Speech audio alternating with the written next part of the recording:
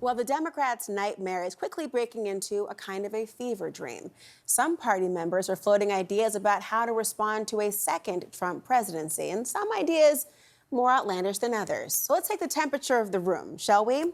First up, the dream that Supreme Court Justice Sonia Sotomayor could resign and be replaced by a younger justice. I think that's actually a very good plan. I think it's something that should happen. Justice Sotomayor has been a more than able justice. I know that she may be having some personal issues that she contends with while serving on the bench. But, I don't want Justice Sotomayor to be another Ruth Bader Ginsburg in terms of staying too long.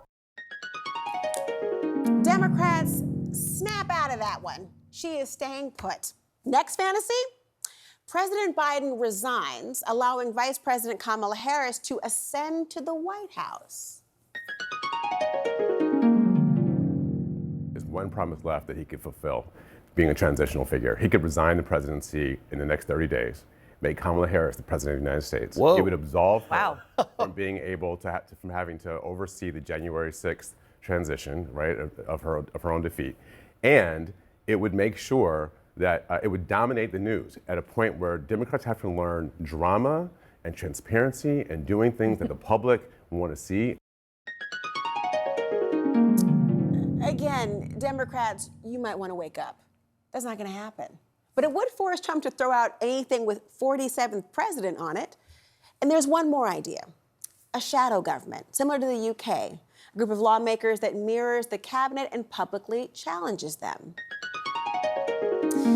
Say Senator-elect Adam Schiff as Shadow Attorney General, Congressman Gregory Meeks, Secretary of State, or Colorado Senator Michael Bennet as Treasury Secretary.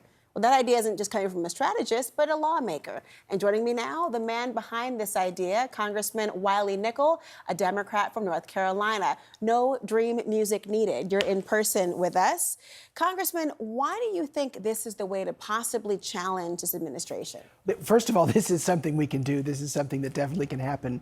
And they've been doing it for over 100 years in the UK. Mm-hmm. So this is an idea that his time has come. And if we do the exact same thing against Trump, we're going to get the same results. We have to step up our game. We have to go toe-to-toe with Trump. And it's not just about saying, what we're against. It's about saying what we're for and putting our best messengers out there to go toe-to-toe. They put Elise Stefanik at the UN. We should have someone going one-on-one with her, talking about, what we would do better and why the choices they make are wrong. So what would this look like? It would be somebody who acts as if it was, State of the Union, a response they would give every time there is a major speech or press conference, or they'd have their own issue or white papers. What would this look like in practice?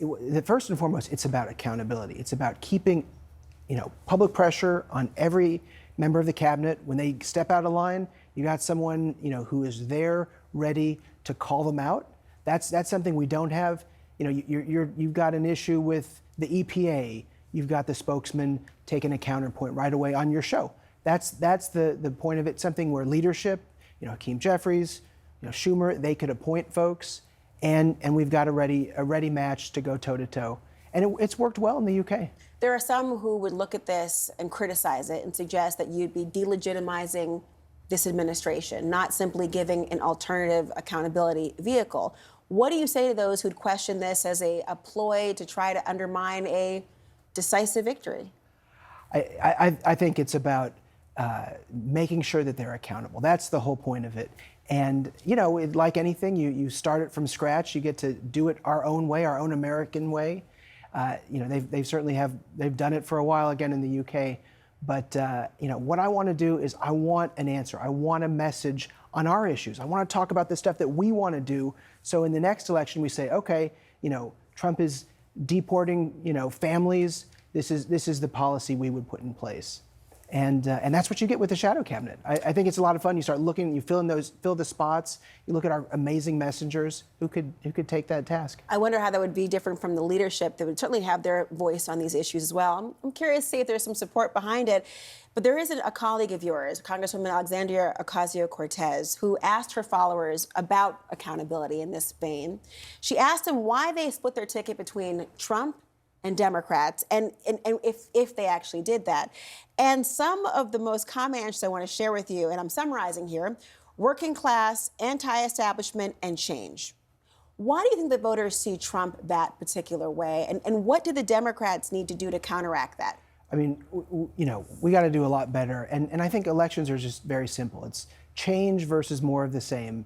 And unfortunately, to this small slice, felt like Trump was their best bet for change. But those same voters in places like North Carolina and Arizona and Michigan and Wisconsin and Nevada, they voted for Democrats for the Senate, for the governor in North Carolina, the same states that voted for Trump. So I really see it as a mixed bag with all this stuff. But we got to do a better job talking about economic issues, talking about issues that matter at the kitchen table. Those are the things that I think that the Democrats who won in those same states did a really good job with. That'll be part of the message of the shadow cabinet, too, to promote those ideas? Absolutely, 100%.